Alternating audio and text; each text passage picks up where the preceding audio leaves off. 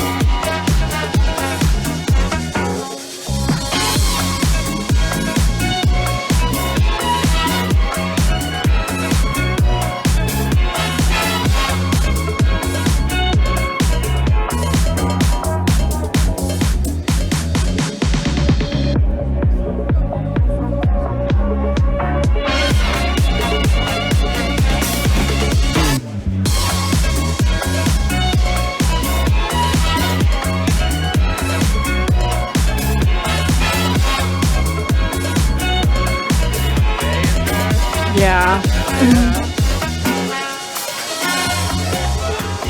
Absolutely.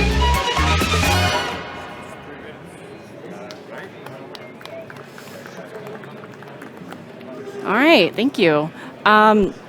So, to be quite honest, when Maxon first reached out, I was a little bit flustered trying to figure out what I wanted to present. And after like a couple of weeks of trying to dig through old projects and, you know, figure something out, I kind of was intimidated by all of the amazing technical artists that present here every year. So I had to like take a step back and just like ask myself, how do I use cinema as an artist? And I don't really consider myself to be a technical artist. And I've been told that the way I use cinema is a little bit niche. So I don't really build full 3D scenes, though I do that on occasion. I tend to kind of use cinema in a really simple way. I am definitely like, I use simple techniques and see how far I can stretch them. Because I often find myself on branding projects, I generally need setups that need that can get a lot of fast iterations, a lot of control, very, very flexible setups, because, you know, in branding you usually have a lot of assets that you need to iterate out into a lot of different deliverables. So cinema ends up just being one tool of a handful that I use in my workflow. And it's usually in kind of like an asset building capacity.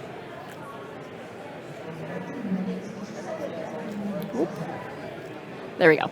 And that actually leads me to my demo title, which is Cinema4D for image making. And this is image making in more of a graphic design sense, where we're not creating fully immersive 3D scenes. We're creating with the intention of combining with other elements, such as type, photography, or graphic elements. So today's demo, for me, at least, is not going to be anything super advanced, no super crazy pyro sims. I am a very much push buttons and hope for the best type of artist. And everything today is a pretty basic technique, relatively beginner friendly, but maybe you haven't thought to use these techniques in this way. But again, super simple, and they're really great to experiment and expand upon. As a quick overview, I've divided up today's demo into 3 different sections. So the first one is going to be Chroma, which is a colorful reflective metal. Second one is textural abstractions, which is like, think about gradients and textural backgrounds. And our last one is holographic iridescent crystal goodness, because who doesn't love shiny, sparkly things? I sure do. So all 3 of these demos are based off of the same foundational technique with some slight adjustments. And even just as simple as adjustments, you'd be surprised on how different your results can be. So that being said, our first section here, Chroma, like I said, reflective metal with a super colorful twist. Really simple setup. This technique that I used here sets up the base for the rest of them, so we're going to be diving into this one first. I initially used this technique for an esports branding package, which I really, really wanted to show today, but I cannot because of NAA reasons. So I ended up using the techniques that I developed for that project and made our own personal project to show for this demo. So everything shown today was made specifically for this demo. So they're just all imaginary clients, or I guess the client is myself, right? Because it's a personal work. So as I mentioned, the original project was for a pretty prestigious esports streaming event competition. So they wanted to bring in 3D rendered elements to elevate flat 2D graphics. When you think of esports, you think of like very statistic heavy, like informationally dense graphics. So we wanted to bring in 3D as a way to kind of elevate it and kind of bring something nice and pretty along with kind of like the information overload that comes with that. And this branding package actually needed to be reskinned several times a year. And the reason being because it's like they had like different, I guess, seasons through one year. So they wanted to keep viewers coming back and like keep them excited to come watch the next chapter, is what they called it. And what I mean by that is essentially this. So after the initial setup, the basic setup is essentially a custom HDRI, which after the initial setup really was able to iterate pretty drastically different outputs with very low effort once it's been set up, of course. And here's some examples. We would render out each new chapter with a new HDRI and then pair it with a primary brand color just to keep things exciting and viewers coming back. So for today's demo, I'll be focusing on this green one here. And this is a custom word mark that I made specifically for this. I've been really digging the word liminal lately, so I took this opportunity to make a completely illegible word mark because no client would ever let me do that. So I'm just going to do that. I personally think it's really sick, but as I mentioned, that I originally used these techniques in the context of like this big branding campaign, so I might refer to things in that context. But the end result was essentially something super similar to this. So I'm going to walk you through the 3D portion of this, so let's go ahead and jump into Cinema.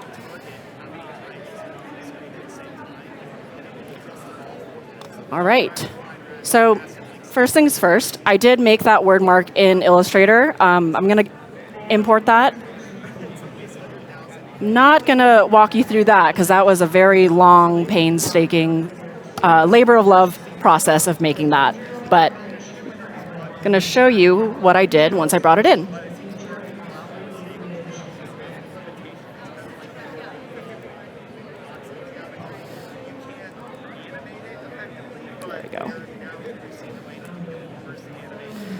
All right, it's quite small. So let's scale it up.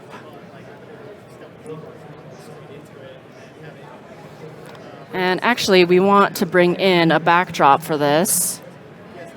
So let's bring in a plane. Scale that up so it takes over the full screen. Oh, that's not what I want to do.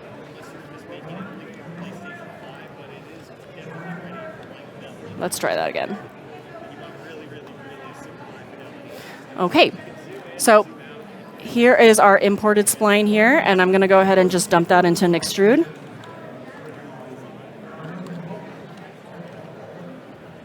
And if you grab all four of these splines and you just dump it into the extrude right away, it doesn't really do anything. So usually when something like this happens, the solution I always try first is a connect object, and that's exactly what we're going to do.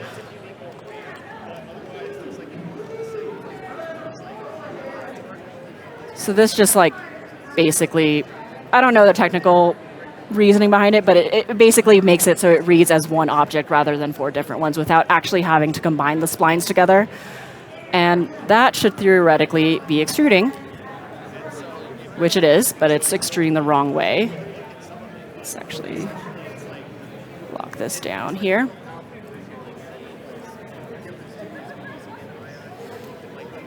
Oh. There we go. All right, that's a little bit too tall for my taste, so let's bring this down to like, I don't know, 20? All right. And I'm gonna just throw, where are my materials? There we go. So this is just a pretty basic metal material. Actually, I'll walk you through how I made that. It's pretty simple. So it's just the base material, and then you just dial up metalness pretty far up, and then bring this a little bit higher in value just so it's not super dark. And I think for this one, I actually changed the reflection to something slightly green tinted, just a little bit. And I'm just going to throw that on there.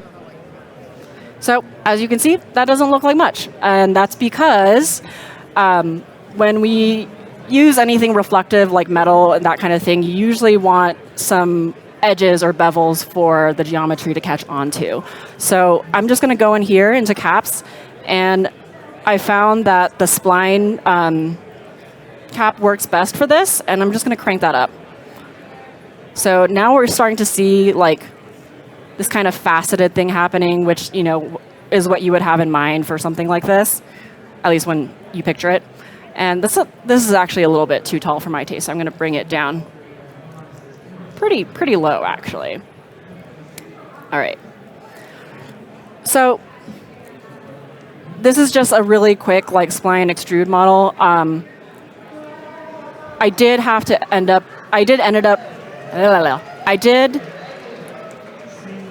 modeling this and like adjusting it to be a little bit, I guess, more seamless, just because when you do type extrudes like that, like sometimes you get some like weird geo, like what's happening here. So I just like went ahead and cleaned that up.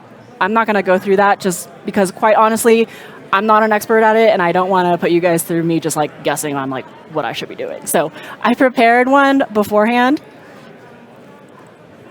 and that is actually going to be right here. All right, so here is the edited one that I did. I just, pressed C to adjust the geometry. I cleaned up some points. I threw down a subdivision surface, and I added some bevels in here since I made the geometry editable. So now, let's see. If you kind of compare the difference between this type that we're currently looking at and this one here, I feel like there's a huge difference just because there's just a little bit more detail in the one that I was showing earlier, and this one still has like quite a bit of like kind of like flat edges. So that's what I ended up doing for this more final one over here is just adding some bevels into the geometry. But so this is a reflective metal. It looks pretty cool as it is, but really where the magic of this comes into play is the HDRI. So currently I just have, a basic studio HDRI in here just to kind of get some lighting in the scene so we could see what we were doing. But I actually am going to go into After Effects now and walk you through this kind of custom HDRI thing that I did. So I found an HDRI that was specifically made for metal. Personally, I think that looks better just because it's made for metal. So yeah. And I went on Pinterest or wherever, and I found a reference of like some colors that I really liked, which was this. So what I ended up doing, and to be quite honest, it's kind of a scrappy way of making things, but I think that's okay because that kind of goes to show how forgiving this method is. So I basically took that reference image and I blurred it to hell. I added a hue sat, so let me just turn that off real quick so you can see. And then I set it to color. And it was just kind of like varying levels of that and just like layering things on top of each other. It doesn't really matter like what exactly is on this HDRI. You just want to input some sort of color data in that. I did end up adding some like turbulent noise type things, and then a fastbox blur again, and then I just like added some curves to really kind of exaggerate the highs and lows, threw a CC toner on there, blurred it again, and then saturated it. So as you can see, very, very, very chaotic and very forgiving. So you can really do anything you want, just throw colors on there, and honestly, you'll probably get a pretty cool result. So I did that a couple more times. This one here, I used the Universe turbulent noise to get kind of this more faceted look here. Let me see. Turn that to normal so you can see that. You can kind of see it there. And I just like doubled that on top of each other. Exaggerated the curves again, blurred it, and then a CC toner. Starting to get some crazy colors there. And then that wasn't feeling saturated enough, so I really saturated this and like made it even more contrasty. So again, it's just like varying levels of that. And this is ultimately the end HDRI that I came up with. So when you're making these things, I think the main thing to consider is just like what is the primary or the majority color scheme that you're looking for. For mine, I wanted more like pinks, purples, and that kind of thing with some subtle hits of like green, orange, and blue. So just making sure that generally that ratio, like 60 to 70% of like the main color scheme you want, plus 30% of like whatever accent colors. So now, I'm going to go back into Cinema and show you what that looks like. So just brought it into this one. I'm going to turn that one on. So you're starting to see something now, but what's happening is that the HDRI is seeing the plane as well. And I want that plane to be kind of just like a really clean, just white background, just essentially as a shadow catcher. So I'm going to go over to this project tab here in the HDRI that I brought in and throw in that plane.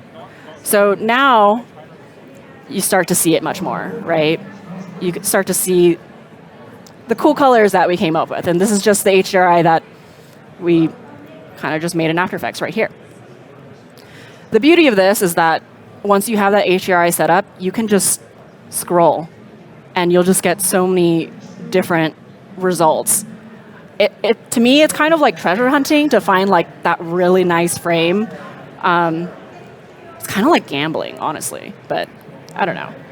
It's fun. And then the results that you would get can vary quite drastically just by bringing in a separate HDRI. So here's one that I did earlier that is just like basically color vomit, super saturated. The first one that I did, I still wanted some of the metal color to come through, but for this example, I just really wanted like bright, saturated color. So I'm going to just turn that one on. And same thing we got to do. We got to bring that plane into exclude. So like, yeah, now you can see the difference now is just this one is just super intense, which, is definitely also cool. It almost like doesn't look like metal anymore sometimes, it looks so neon.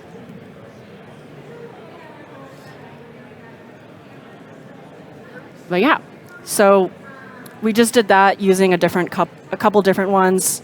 Can bring in some of the other ones that we did. Let's name this red.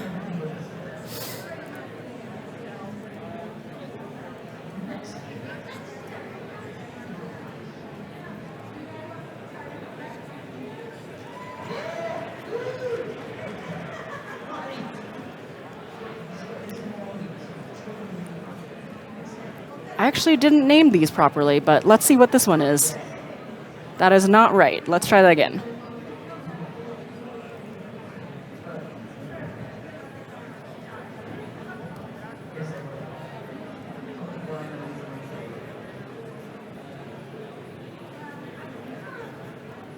That doesn't seem right. You know what? Let's just go into After Effects and just like kick it out again. So here's a red one. Same technique. I just adjusted values, and then as you can see, it's way more red and orange. Let me just kick that out.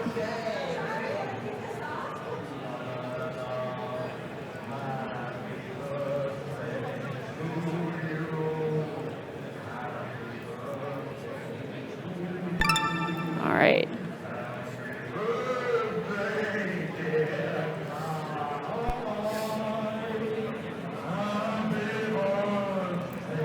Uh-oh, I did a PSD. Oh, it looks like it worked. Maybe.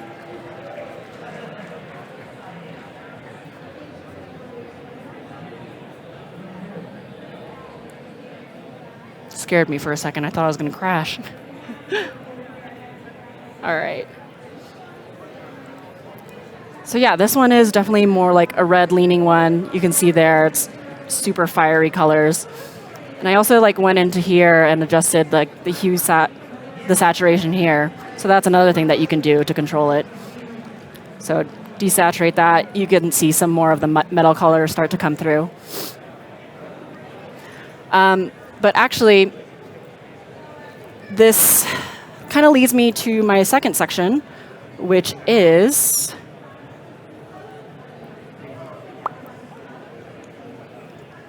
textural abstractions. So just based off of this setup, we can quite easily move into this next thing. So these are just some quick outputs that I did, and honestly, probably a span of like 30 to 40 minutes. So you can see like how much variation you can quickly turn out after the initial setup.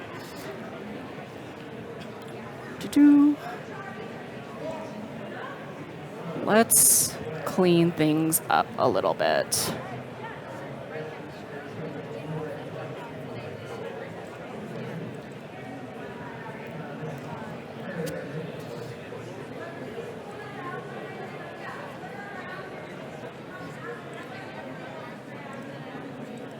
All right.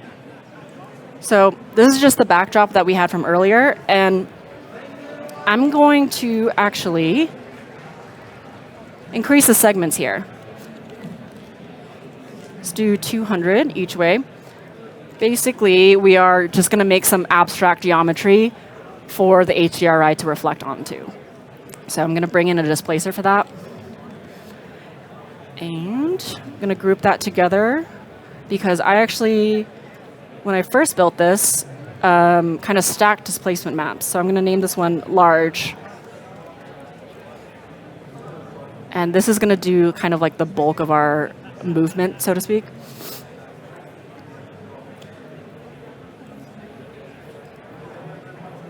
Move our material onto there. There we go. Let's actually turn this so it's facing upwards a little bit more. So this is totally way too small. We want like big swashes of geometry moving. So I'm going to go into the noise of the displacer, and I'm going to crank that up to, let's try 5,000 first. And then if we go back, bring up the height of this.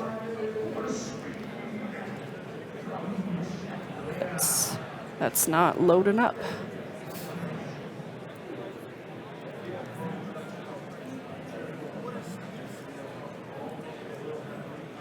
That's weird.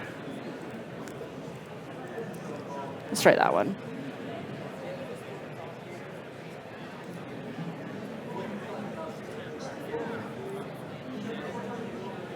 Oh, you know what? Duh. It's because I put this plane in the next... That's why. Silly me. There we go. All right.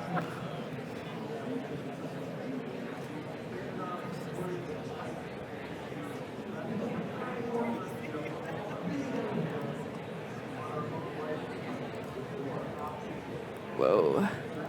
That's really bright. Let's see if this will load up again.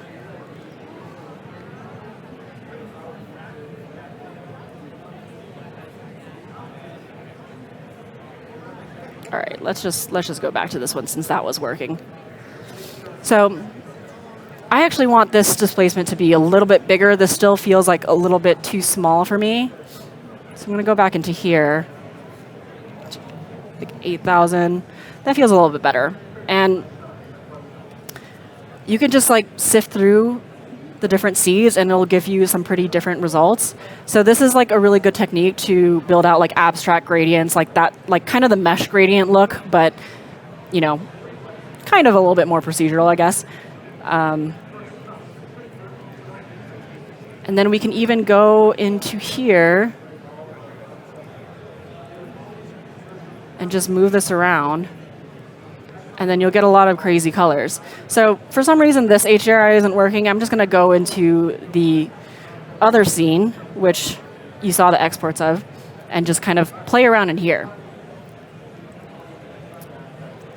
So in here, I actually ended up doubling up 2 of the same HDRIs and played with the rotation of each of those to get different things.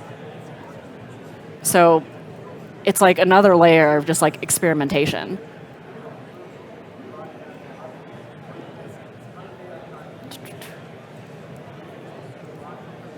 Let's try a different noise type. Ooh, that's not looking good.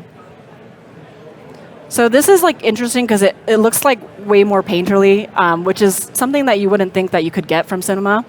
Let me just walk through some of the other ones that I did. So this one is, again, like pretty mesh gradient kind of look, very colorful. This one I really like. I mean, it looks kind of like a watercolor painting. It's really great for like abstract backgrounds to put like text over and that kind of thing, which, you know, we use that type of stuff often during branding. This one I thought was really cool. It looked like fish scales. Let's just like play around with that.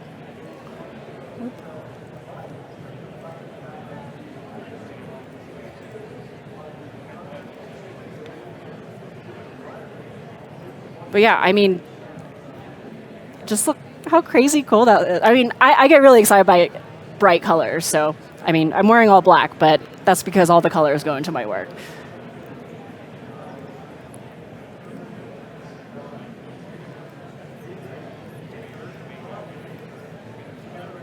Let's go back over here. This one's really cool.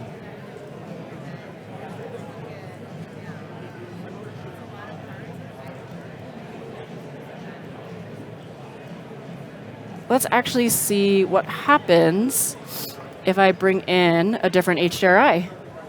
One of the other ones that did.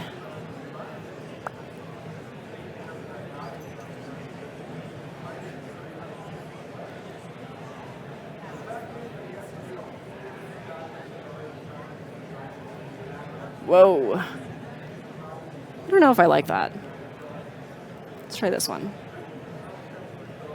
Also not working. Oh, that's why. All right, so this one's like more blue.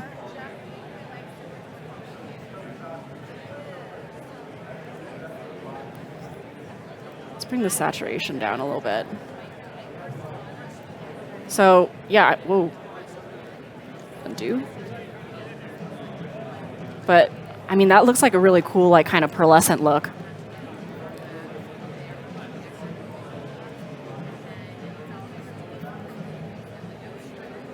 Get some nice hits of orange there. But yeah, like you can do so many different variations with this in like such a short period of time. So this is really great for like building out, I don't know, a layout design or, you know, stuff that you might need for a brand.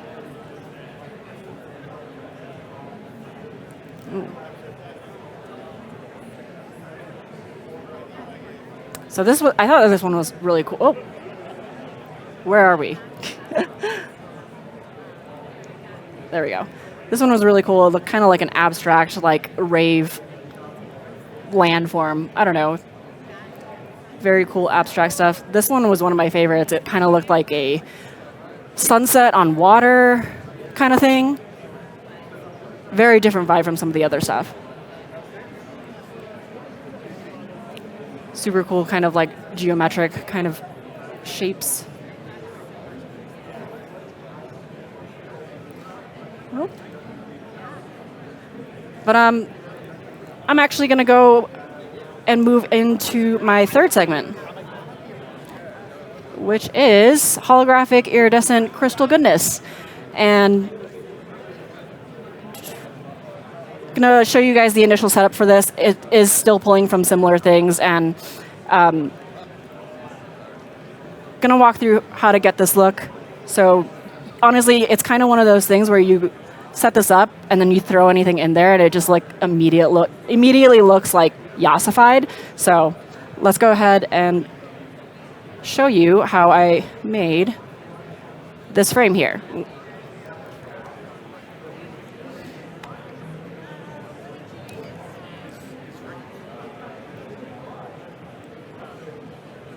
All right, so this is starting off at pretty much a blank scene, but we still have our HDRIs that we had been using for some of the other demos.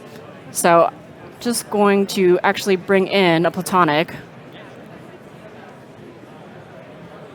Bring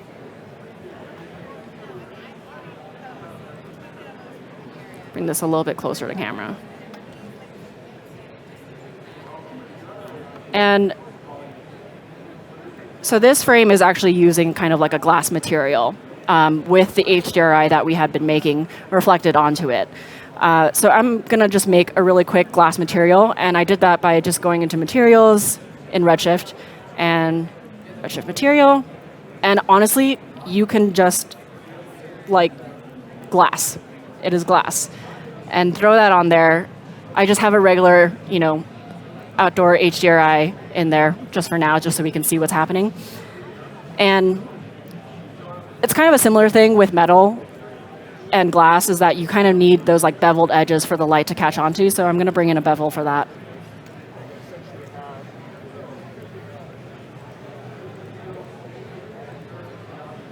Then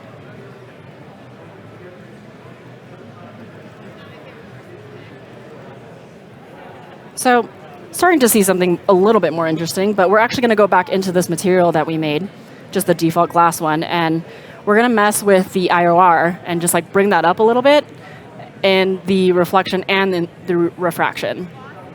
So bring that in. So now you're starting to see a little bit more detail that's happening here. And I think for this one, I actually wanted to make it kind of a pinkish color.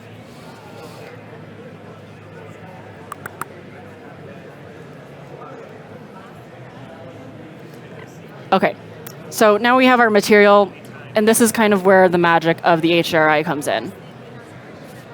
So now you start to get that kind of like crazy, colorful glass look. And a lot of the magic of this technique comes from actually bloom. So I'm going to go ahead and turn that on over here.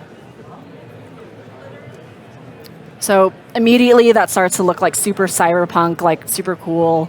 Oh, actually, let me close that. Boop.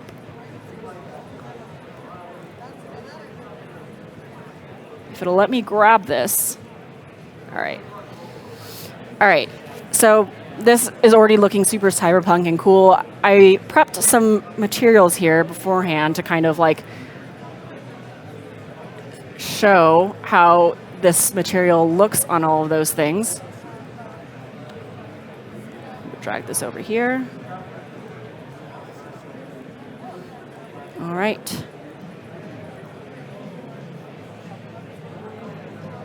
And just going to turn that on. So these are just a bunch of random materials, and this technique looks better with the more kind of complicated geometry you have. So here are just some things kind of showcasing that, from simple to a little bit more complicated. Here's like a more geometric example. Honestly, it's an air conditioning unit, but this is an example of something that's a little bit more organic. But yeah, this one, if we change the HDRI, let's just take a snapshot of this. You can change the look pretty easily. So this is just a blue one.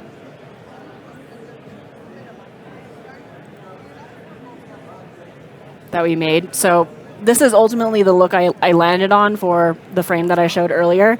I kind of like the mix of like the blue and the pink reflections on this, and I don't know, it just looks really ethereal and just not really sure what it is, but yeah. So now I'm going to go and walk through how I made the flower for this frame, and it's actually pretty simple.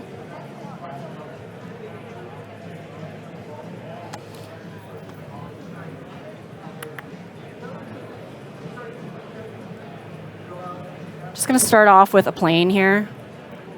And then I'm going to throw it in a symmetry object.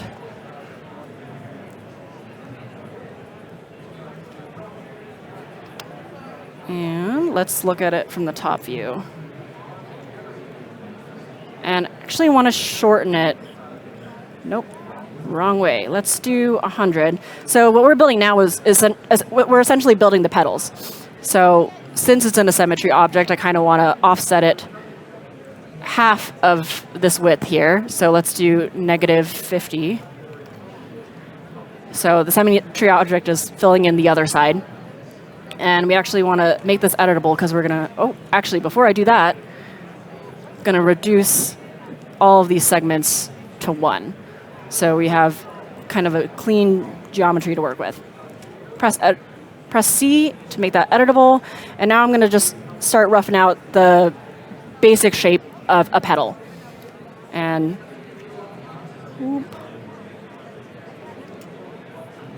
kind of move this out a little bit.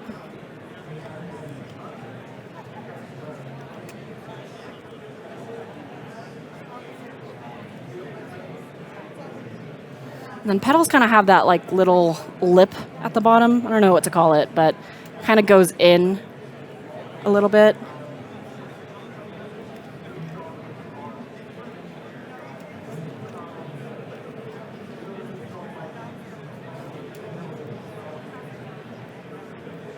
Like it's where it attaches to the, I guess, the base of the flower, I guess you can say. This kind of looks more like a leaf. Let's make it a little bit skinnier.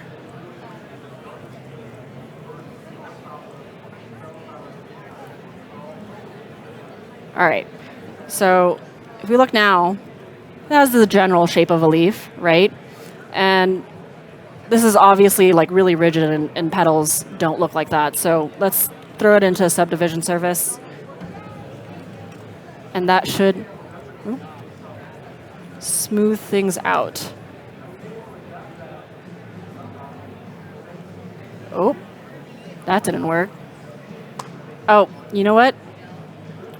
It's because when you go into the symmetry object, you want to turn on weld, and hopefully that fixes it.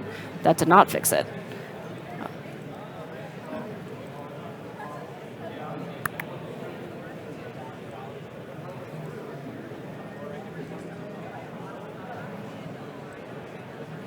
To be quite honest, I don't know why that's not working, but that's okay because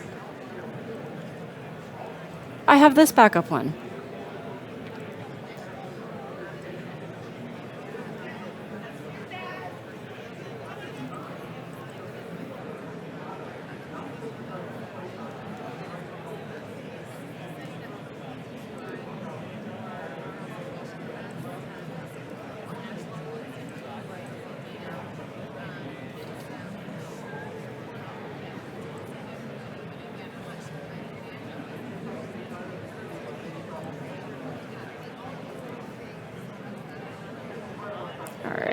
Let's see if this wants to work for us now. Well, that's really strange.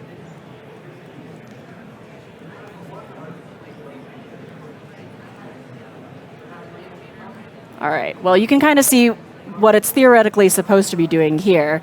I ended up just kind of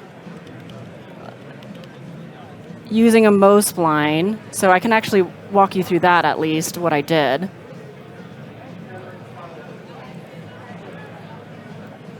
There we go.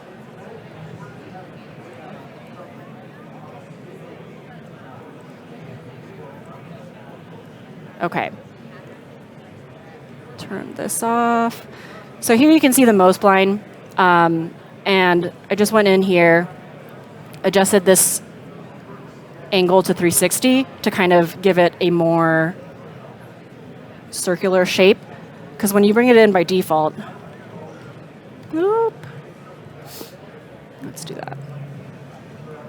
It's just a line, right? And then you want to up the segments. That's just like how many lines that you're going to have. Let's do 6. And then this will make it more of the round flower object that we're used to seeing. And then from here, this kind of mimics the way a flower would open and close. So what I ended up doing was that petal that would not model for me, I essentially put a spline wrap onto that and mapped it onto each individual Mo spline. So see if I turn that back on, if I can show you a little bit.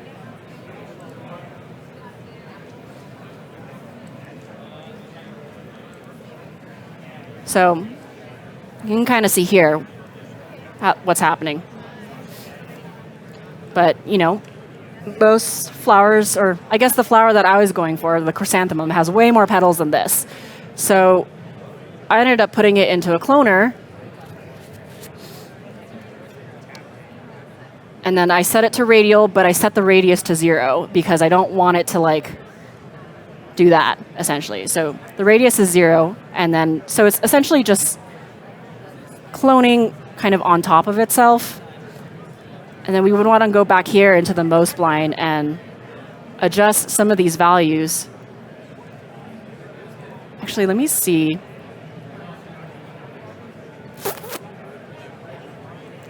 Duplicate that.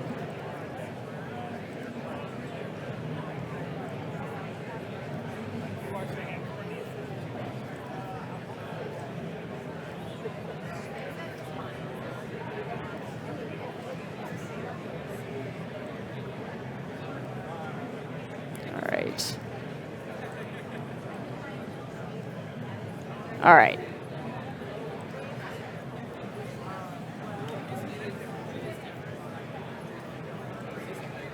All right, so now we can go in and adjust this bend here. For some reason, it's not showing up here, but you can see it in the render view, so I guess that's fine enough. You can see there, you can adjust the twist of the petals and bend it. So when we drop this into a cloner,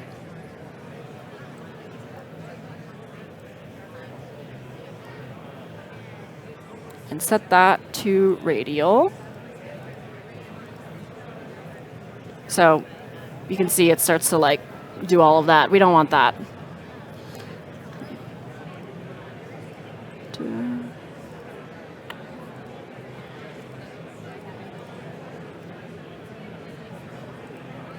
Let's see if it'll work for me.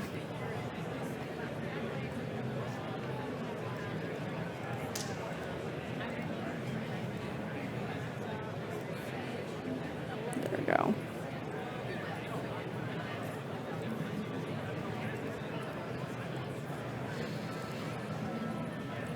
There we go.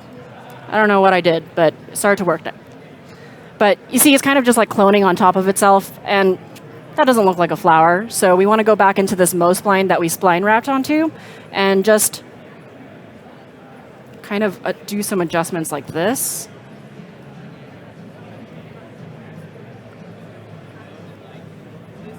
Uh-oh. That's not working for me. Oh, you know what? Let's try that.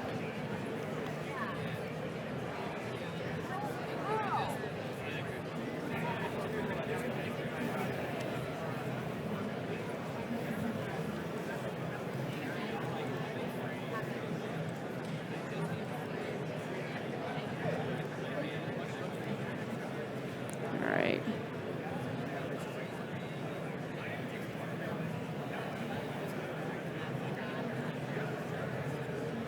Honestly, guys, I think I'm having some technical difficulties here.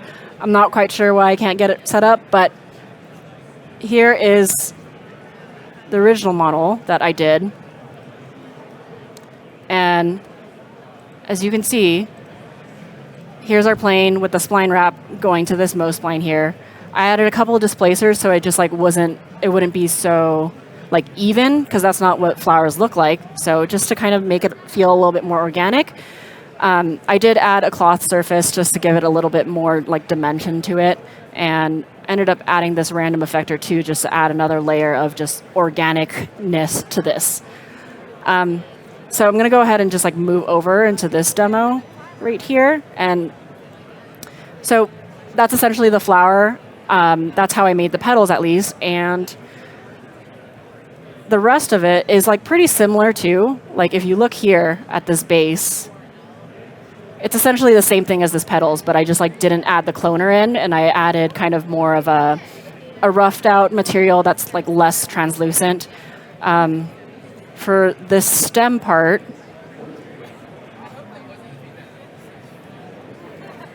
I also used a Mo spline, but then I did a spline wrap with a cylinder, and I just left it at one segment rather than like the 5 that we did for the petals.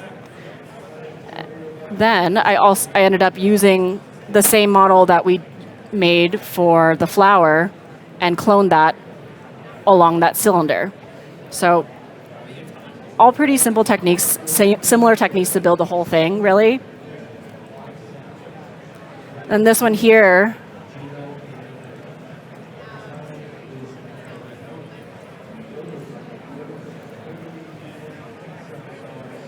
let's see.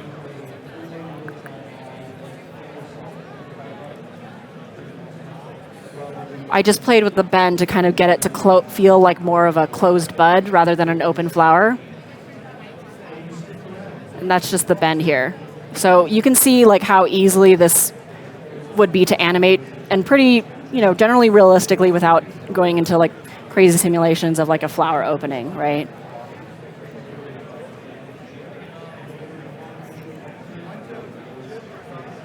But yeah, and then that's pretty much it. As you can see, it's like the same base foundational technique of custom HDRIs kind of used throughout all 3 of these projects.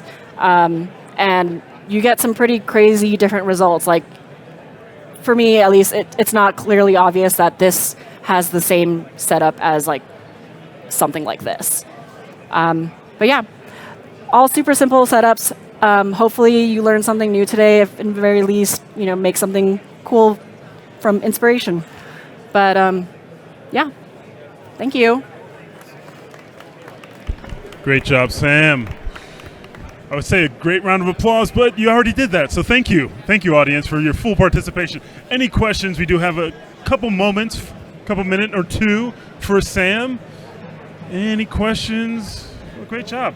They have no questions. That means you did good enough for them to follow along.